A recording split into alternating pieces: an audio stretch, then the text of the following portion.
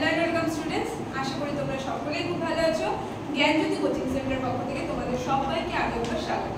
তো আমি মীরা ম্যাম, আমি আজ তোমরা যারা যারা এমবিএ ইউনিভার্সিটির আন্ডারে পড়ছো তোমাদের 6th সেমিস্টার জিই বেঙ্গলি যে রয়েছে সেখান থেকে কিন্তু বেশ কিছুদিন ধরে আমি এই অলংকারের পাঠ নিয়ে তোমাদের সঙ্গে আলোচনা করছি।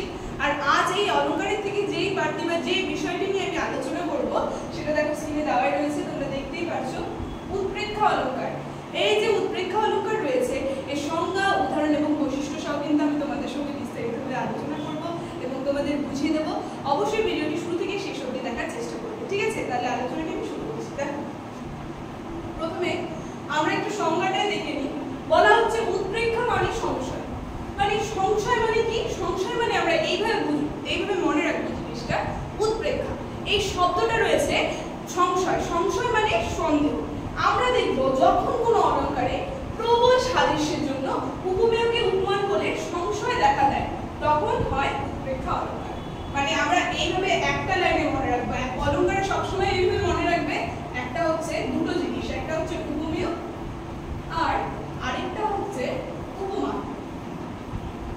তো এই যে দুটো জিনিস দেখছো, আমরা দেখবো যখন অলংকারের মধ্যে এই উপমেয় আর উপমানের মধ্যে প্রবল সাদৃশ্য বলতে প্রবল মিল থাকবে, ঠিক আছে? সেই কারণে কোনটি উপমেয় বা উপমান এটা নিয়ে কিন্তু সন্দেহ জাগবে, সেটাকেই বলা হয় উৎপ্রেক্ষা অলংকার। উদাহরণটা আমরা দেখে নিই, আরো ভালো করে বুঝতে পারবো। বলা হচ্ছে প্রথম উদাহরণে পূর্ণিমার চাঁদ যেন ঝলসানো রুটি। দেখো এই জায়গাটায় আমরা দেখবো যে উপমেয় হচ্ছে চাঁদ আর উপমান হচ্ছে রুটি। এই যে এটা হচ্ছে উপমেয় আর এটি হচ্ছে উপমান। কি বলছে এখানে? আমরা দেখব যে চাঁদ গোলাকার ও ঝলমলে আর রুটিও কি গোলাকার আর ঝলমলে। দেখো দুটির মধ্যে কি প্রবল সাদৃশ্য রয়েছে, সেই কারণে বলছে যে তাই চাঁদে ও রুটিতে প্রবল সাদৃশ্য কবির মনে প্রবল সংশয় জাগছে। এই যে এই অলংকার মানে যখন প্রবল সাদৃশ্যের জন্য মনে সন্দেহ জাগবে তখন হবে উৎপ্রেক্ষা অলংকার। সেটা এখানে বলছে যেন শব্দটি ব্যবহারে এই সংশয়টা বোঝা যাচ্ছে। মানে আমরা দেখবো এই দুটো উপমেয় আর উপমানের মধ্যে তো প্রবল মিল থাকবে, তার সঙ্গে এর মধ্যে যেন শব্দ থাকবে, যেটা থেকে আমরা এটা সংশয়বাচক শব্দ কিন্তু বুঝতে পারবো। সেটাই এখানে বলছে, তাই আমরা বুঝতে পারবো যে উপমান হচ্ছে রুটি যেন প্রাধান্য পাচ্ছে। এখানে আমরা দেখবো উপমেয় থেকে উপমানটা বেশি কিন্তু প্রাধান্য পেয়ে থাকে এই অলংকারের মধ্যে। তারপরে বলছে এই যে উপমেয় এবং উপমানের প্রবল সাদৃশ্য হেতু প্রবল সংশয়, এর জন্য কাব্য অংশটি আমরা দেখবো উৎপ্রেক্ষা অলংকারে কিন্তু মানে এখানে আমরা দেখবো প্রবল সাদৃশ্য রয়েছে, সেই কারণে মনে সংশয় যাচ্ছে, সেই কারণে এটি কিন্তু উৎপ্রেক্ষা অলংকারের উদাহরণ। দেখো তারপরে এখানে আরেকটা উদাহরণ দেওয়া রয়েছে, আর এটা দেখলে আমরা আরো ভালো করে বুঝতে পারবো। বলছে সীতাহারা আমি যেন মণিহারা ফুল। বলছে এই যে রাম যে রয়েছে, রাম সীতাকে যখন হারিয়ে ফেলেছিল তার মনে যে আর কি দুঃখটা জন্ম হয়েছিল, যে বিরহ জন্ম হয়েছিল, তেমনই এই ফণিকে হারিয়ে যেন আর কি মণিকে হারিয়ে ফণিরও তেমন যেন অবস্থা। সেটাই এখানে বলছে যে উপমেয়, এখানে আমরা দেখবো এভাবে বুঝবো জিনিসটা। এখানে হচ্ছে উপমেয় হচ্ছে হলো আমি আর উপমান হচ্ছে হলো ফণি। তো কি বলছে? উপমেয় আমি আর উপমান ফণিতে প্রবল সাদৃশ্য রয়েছে, কারণ স্ত্রী সীতাকে হারিয়ে ফেলে রামের যে দুরবস্থা, মাথায় মণিকে হারিয়ে ফণিরও সেই একই অবস্থা।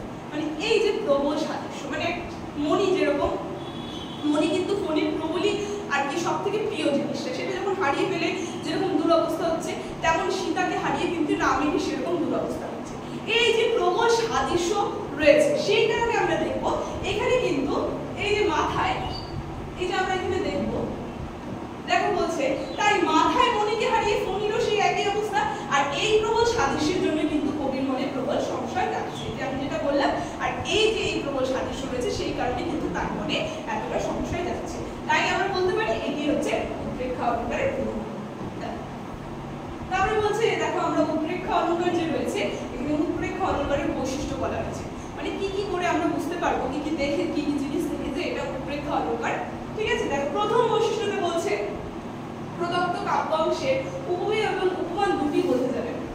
আমরা দেখবো কাব্যাংশ যে থাকবে সেখানে উপমেয় আর উপমান এই দুটি জিনিস কিন্তু খুব ভালো করে বোঝা যাবে। তারপরে বলছে দ্বিতীয় বৈশিষ্ট্যতে যে উপমেয় আর উপমানের মধ্যে প্রবল সাদৃশ্য থাকবে। এটা তো প্রথমে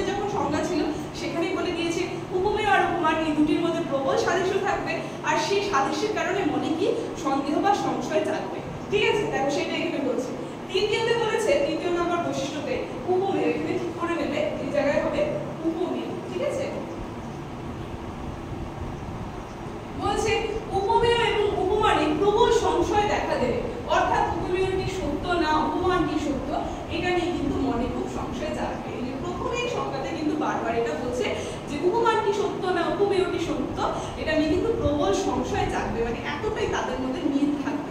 ঠিক আছে, তারপরে সেটা বলছে দেখো 4 নম্বর বৈশিষ্ট্যতে সংশয় জাগার কিছু শব্দ ব্যবহৃত হবে, যেমন হচ্ছে হলো যেন, জানো, বুঝি।